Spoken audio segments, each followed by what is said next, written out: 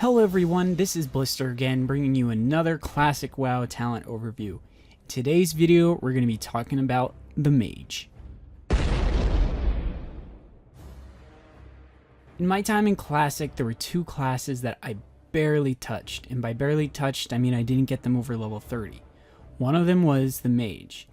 However, I did have two close guildies and two IRL friends who both rolled mages, and did share some information with me from time to time.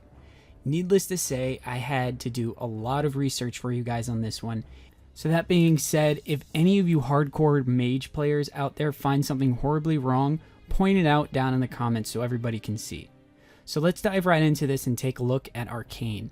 Here's a quick look at the Arcane PvE spec. Your two most notable talent choices in the Arcane Tree here are Arcane Power and Presence of Mind.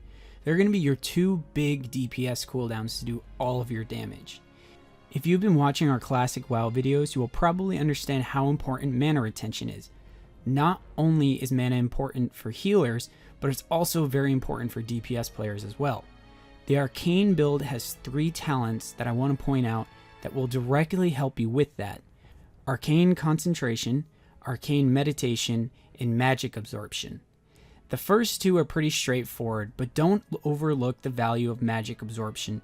Note that it says 5% of your total mana, not the spell that was cast. This could potentially refund you a ton of mana over the course of a fight. The Arcane Mage will dump their mana faster than pretty much any other spec in the game because of Arcane Power, which is why there's so much mana regen within the spec itself. Throughout the rest of the tree, we're picking up talents that are pretty straightforward for a PvE environment.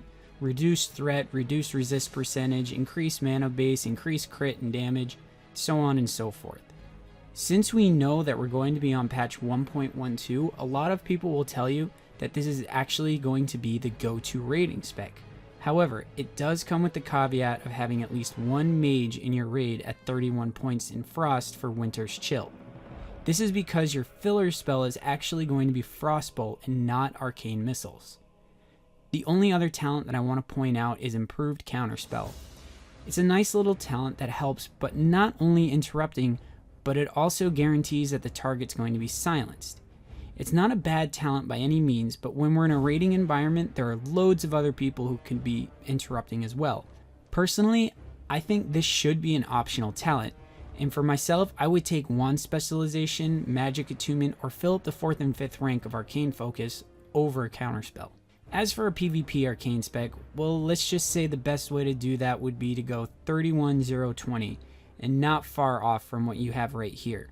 You would most likely want to dump some of your mana talents in Arcane for other things like Improved Mana Shield, and make sure you take up Improved Counterspell. All of that being said, Arcane Mage was typically not very good when it came to PvP. The only saving grace is that it had the baseline skill of Polymorph, and the fact that Arcane had huge burst potential. Other than that, Arcane was usually regarded as typically weak in PvP. With Arcane out of the way, let's take a look at Fire. Here's a peek at what the PvE Fire spec looks like. Fire was an interesting spec because once you got to Molten Core and Blackwing Lair, there really were a lot of mobs that would fully resist your spells. Because of this, Fire was only viable up to or after that. I would urge people who want to play Fire to hold off while your guild is progressing through Molten Core and Blackwing Lair. But that doesn't mean you can't use it for 5-mans and even Zul'Gurub. If we look first at the Arcane Tree, you can see that we have a lot of the same talents as before. In fact, the only real difference is Improved Counterspell. The biggest reason we want to put most of our off-spec talents in Arcane is for Arcane Concentration, for the mana it saves us. Unfortunately, we can't put any more into Arcane Meditation than we already have because we have to dump 3 points into Frost for Elemental Precision. So now let's take a look at the Fire Tree. The first thing people are going to question is, why no Pyroblast? Pyroblast can be a lot of fun to cast, but we need to be mana efficient, and Pyroblast is quite the opposite of that. Not to mention that it has a 6-second cast time. If you have to move mid-cast, then it's really going to suck. The big cooldown from taking fire is going to be Combustion. Combustion is going to synergize really nicely with your Ignite talents right here too. Remember how I said Arcane had a lot of mana regen talents? Well, guess what Fire does too with Master of Elements. And again, this also plays off of your critical strikes. In fact, the whole fire spec is pretty much based around getting critical strikes, which is pretty fun. The last talent I want to point out is improved Scorch. This talent is going to make you want to have as many stacks of Scorch on your target as possible. As a side note, the image here for the tooltip isn't exactly correct. It's not going to stack that many times. I'm not sure what the exact number is, but that's not the right one. Everything else with this build, again, is straightforward. Increase your range, reduce casting times, increase critical strike chance, and of course, straight up damage increases.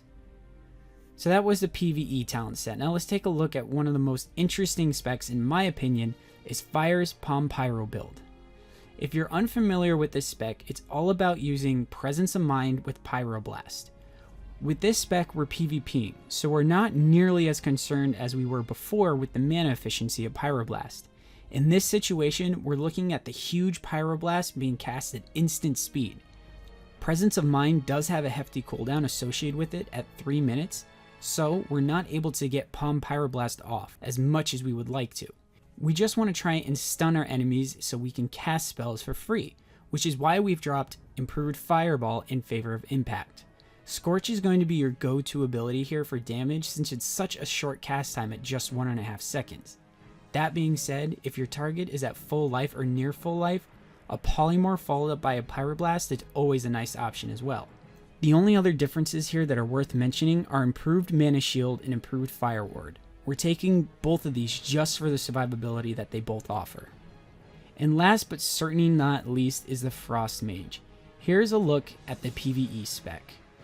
Now remember with what I said previously, you typically only have one mage in your raid with this build while the rest of the raid will go 31 into Arcane.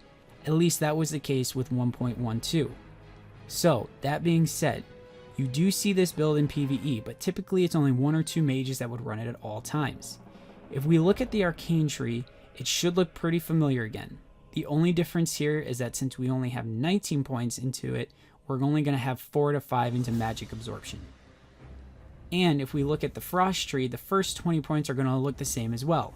The biggest reason for this spec is for Winter's Chill. It's going to help enable all of the mages in your raid. The big cooldown for this spec is Ice Block, which isn't going to help us in a PvE environment. Aside from the occasional time where you accidentally pull aggro on something, you can just Ice Block yourself to go invincible. The only other talent worth mentioning really here is Ice Barrier. While it seems like it's most well suited for PvP, it can be helpful from time to time in PvE as well.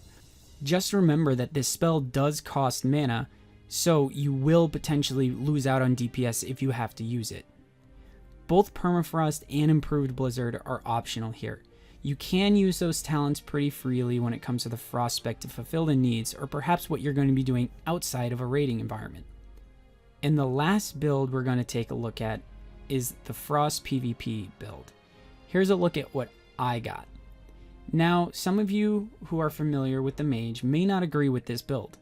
While I was researching this build, I found many different builds that people like to use. That being said, one of them was the one that you're looking at right now. However, I will go over some of the talent options that float around with this spec as well. As for Arcane, there are 5 talent options that I saw unanimously chosen between all of the specs. Those are Arcane Subtlety, Arcane Concentration, Arcane Resilience, Magic Attunement, and Improved Counterspell. The last 5 points that are dumped into this spec, and even sometimes a few points from Frost, are used on Arcane Focus and Magic Absorption. The Frost Tree also has somewhat of the same situation going on. There are a lot of multiple talents that are universal between all the specs I saw, but there are also a lot of skills that bounce around from build to build. For the first row of talents, Improved Frostbolt was always maxed out, but in some situations you would see as much as 2 or even 3 points into Elemental Precision. While I understand why someone would want Elemental Precision, I don't see the benefit of it over the other spells like Frostbite. In almost all situations, the entire second row of talents are all taken and all maxed out. In one situation, Permafrost was not taken, which I don't tend to agree with. Not only does Permafrost increase the duration of your chill effect, it also increases the movement speed reduction. Those two pieces together could make it incredibly strong, especially against a melee opponent in PvP. In another build, Frostbite only had 1 of 3 points. I understand the argument. 1, 2, and 3 points all give you the same stun duration, but with 3 points you get 15% chance to stun versus 5% for 1 point. In my opinion, the difference is just too big. You want the 15%. Both improved Frost Nova and Ice Shards were maxed out on nearly every build that I saw. One of the best talents in this build is Cold Snap. If you watched our Rogue video, it's similar to the skill preparation, except for it's just for ice spells. But that's perfectly okay. It just means that we get 2 ice block charges essentially. Speaking of ice block and Ice Barrier are your other 2 very important talents for this tree. Improved Blizzard isn't always taken, but we put 1 point into it for our example just to get that extra movement speed reduction. We don't need to max it out or even put 2 points in it. The 30% reduction should be plenty to get you through a single fight. Shatter was another skill that was unanimously taken throughout every spec, and it's easy to see why. It's just flat out amazing for a Frost build. And the last of the unanimous skills was Arctic Reach. The last 4 skills in the tree, Winter's Chill, Piercing Ice, Improved Cone of Cold, and Frost Channeling, are all up in the air from what I can see. Most builds will take Improved Cone of Cold, which I think should be a requirement, but sometimes you will see a build without it. Piercing Ice here is my second favorite, which is why we dumped our last 2 points into it. I don't see a point for Frost Channeling in a PvP situation, as well as Winter's Chill. All Winter's Chill is going to do for us in this situation is give us a 2% crit for 5 whole talent points. That just seems wasted to me. Well anyways guys, I hoped you learned as much as I did for the Mage in Classic. Like I said at the start of the video, I had to put a lot of time into this to do some researching to dig up how the Mage spec worked in Classic. So a lot of this info was actually completely new to me. On deck, it looks like we're going to have the Paladin next, but after that, we need to know what you guys want us to tackle next. As always, guys, take care, and I'll see you in the next one. Hey, it's Ratted here. Don't forget to hit that like button and subscribe as well. It really helps out the channel. We put out multiple new videos each week, and we appreciate all of your support. Thanks for watching, everyone, and cheers.